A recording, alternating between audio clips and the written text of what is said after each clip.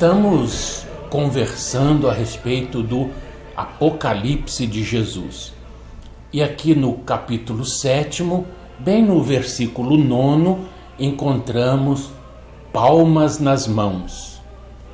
Palma é o símbolo da vitória, como quando Jesus entrou triunfalmente em Jerusalém, na narrativa feita pelo próprio João Evangelista, capítulo 12, versículo 13. Mas isto lá no Evangelho segundo João. No versículo 10, pode-se ler que essa grande multidão em pé diante do trono e diante do Cordeiro clamava em grande voz, dizendo... Bom, já no versículo 10, aqui do capítulo 7º do Apocalipse. Estavam dizendo, todos esses que estavam diante do trono do Cordeiro: ao nosso Deus que se assenta no trono e ao Cordeiro pertence a salvação. Quando chegarmos ao capítulo 12, mais precisamente ao versículo 10, encontraremos o cumprimento dessa promessa, pois nesse ponto há uma voz do céu que há de proclamar que veio a salvação.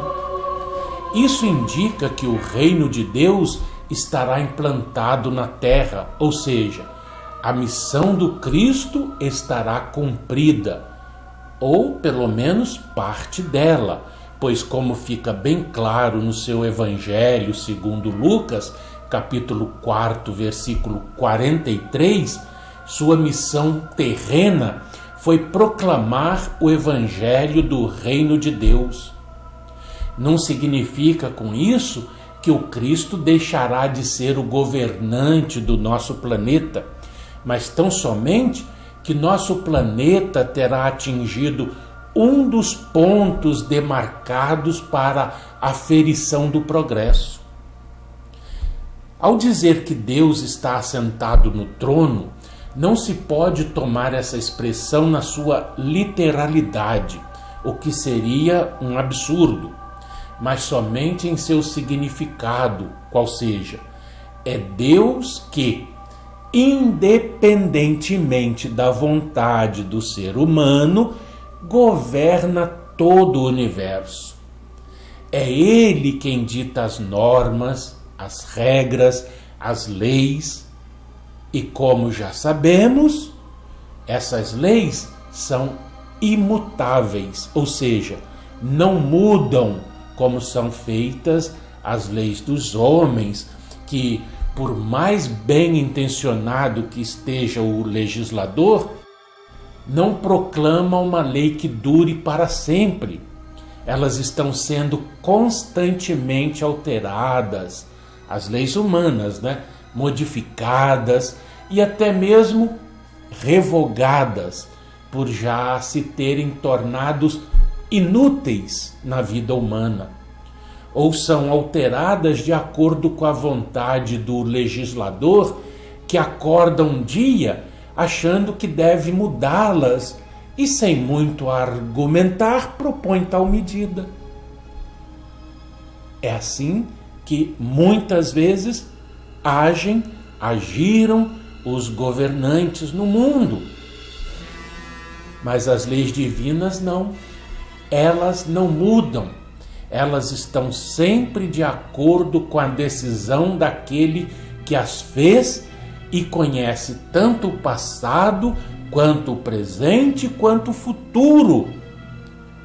E claro, não há para ele tais condições, quer dizer, passado, presente e futuro, visto que na linguagem apocalíptica, ele é aquele que era passado, é presente e há de vir futuro.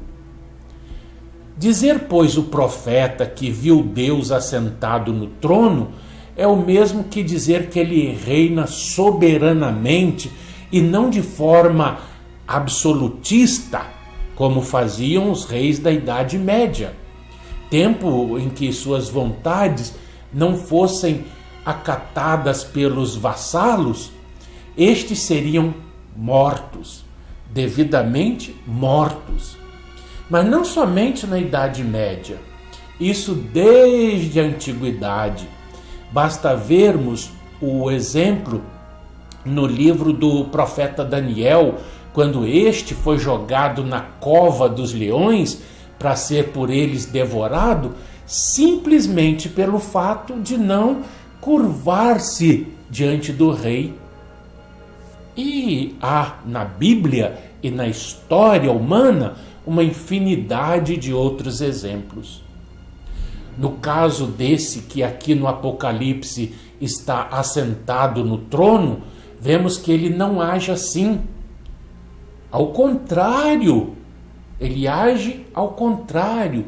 Ele dá oportunidade àquele que se volta contra ele para a reabilitação.